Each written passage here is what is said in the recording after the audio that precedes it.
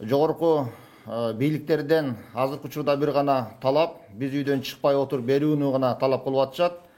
Бул учурда диний шартта дагы ушул эле талап.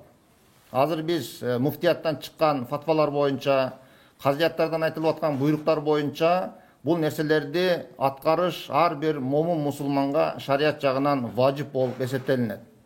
Муфтияттан жума намаздары, 5 убак намаздар буга чейин токтотулган. Азыркы учурда мына биздин Жалал Абад шаарыбызда ар бир мечиттин эшиктери жабык. Ал эми учурунда азан айтып туруш үчүн ошо мечиттерибизде бирден гана азанчылар гана калган. Мына кече күнү муфтияттан ушундай буйрук келди.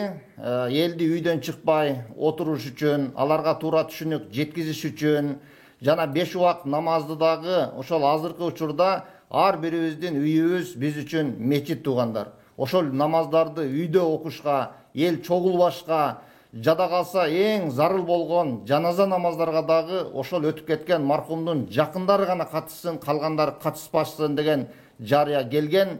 Кече күндөн баштап биздин ар бир мечитте азан айтчу, ошол үн бийиктетүүчү аппараттардан ушул эскертүүлөрдү ошол мечиттин тегерегиндеги жамааттарга жеткизилип жатат.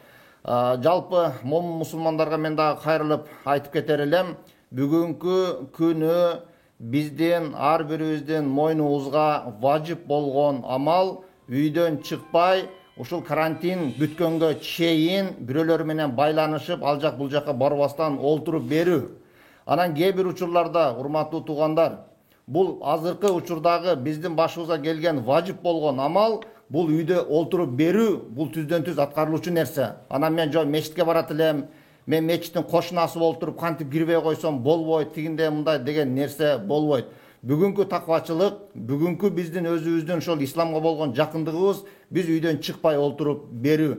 Ошол нерсени мен бардык момун мусулмандардан суранат элем. Мына бүгүн шаардык бүткүл имамдарды дагы чогултуп ушул кабарлар айтылды. Нар жак бер жактарга чыгууларды канчалык биз азайтсак, мына районубуздун акими Эрмек мырза дагы айтып кетти. Биздин мамлекетибизге дагы, өзүбүздүн ден соолук, бала чакабызга, тууган урук, кол кошунабызга, бардыгыбызга болгон биздин биринчи жардамыбыз ошол контакттарды азайтып үйдөн чыкпоо болуп эсептелет. Ошого тиричилик кылып, өзүбүздүн жеке иштерибиз менен алек болуп, үйдөн чыкпай, кол кошуналарга кирбей олтуруп берүүнү мен дагы урматтуу калайык калк, момун мусулмандар, сиздерден суранып кетишим ушул нерсе.